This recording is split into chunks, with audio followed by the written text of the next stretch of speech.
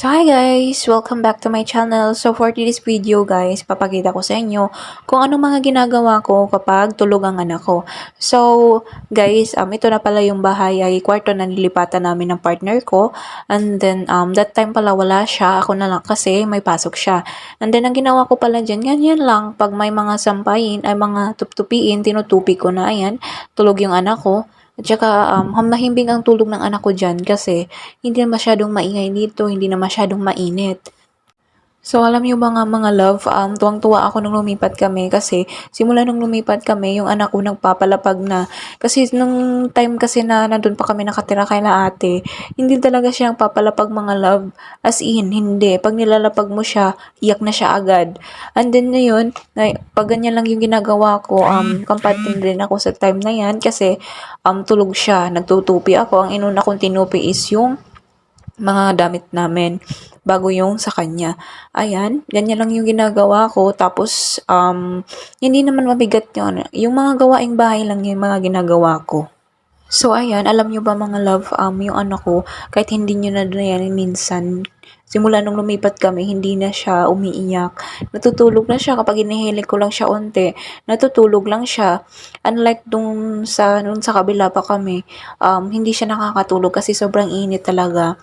Kaya minabuti na lumipat kami kasi naawa na din kami sa anak namin. Kaya sabi ng asawa ko kaya ba lipat na lang kami kasi naawa siya sa anak namin kasi iyak na siya ng iyak. Ayan, pinaglalagay ko na sa Durabox namin. Isa lang yung Durabox namin kasi ilan lang naman damit namin mga love sa yung isang yung sa taas, yung Durabox ng anak ko. Ayan, habang nagliligpit ako kasi ginagrab ko habang tulog yung anak ko kasi pagising yung anak ko wala akong magagawang gawain, wala akong matatapos. Kaya ayun, ayan, tulog na siya kaya mamaya magising din siya. And then ayan, nagustuhan ko dito kasi malamig siya, hindi mainit, hindi maingay. And then, hindi siya masyadong maraming lamok. Although lahat naman ng bahay may ipis, hindi siya masyadong maraming ipis. Kaya nilagay ko sa mga lagayan ng yung mga dedian niya. Kaya nisecure ko talaga para safe si Bibi. And then yung sinunod ko naman is yung mga damit ni Baby tinupi ko. Unti lang naman yan. Alam niyo ba, hindi ako nagamit ng washing dyan kasi wala kaming washing. Kamay ko lang yan kasi every 3 days ka ako naglalaba.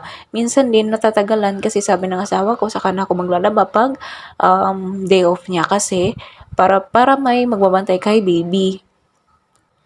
So, ayan mga love, patapos na rin ako niyan. So, maya-maya magigising na yung anak ko. Hinihili ko lang siya tapos maya-maya matutulog din yan kasi may mga gawain pa akong dapat tapusin.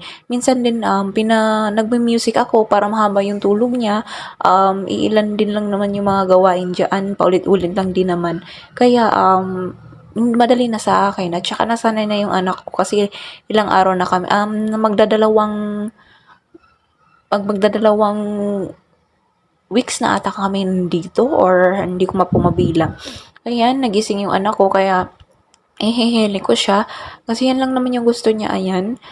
Tapos mamaya matutulog din siya. Nagugutom pala yung anak ko kaya pinadede ko muna kasi hindi pa ako tapos sa mga gawain ko. Ayan, ihihili lang pagkatapos hindi na siya mahirap patulugin mga love. Anong oras na kasi niyan?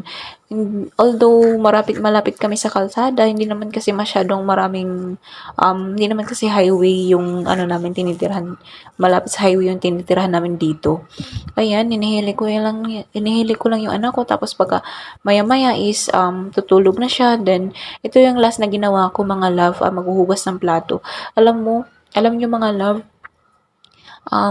lalo akong na-appreciate na nung lumipat kami dito kasi kahit kahit marami akong ginagawa at napakaingay ko, hindi nagigising yung anak ko.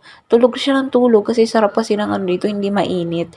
Ayan, yun lang naman ginawa ko. Pasilip-silip ako kasi sino nakarelate mga nanay dyan. Pag may ginagawa kayo at tulog yung anak nyo. Ganyan lang yung ginagawa ko. Nagmamadali lang yan kasi ganito kaming mga nanay, wise. dapat lahat ng gawain matatapos habang tulog yung anak natin kasi pagising na yung anak natin, hindi natin matatapos yung mga gawain natin. Yan pala yung ginawa ko at tapos diyan ko muna ilalagay sa palanggana tapos ako na ilalagay sa lagayan ng plato para hindi maipon yung tubig at mangangamoy yung lagayan ng plato. Ayun lang, maraming salamat. Thank you for watching.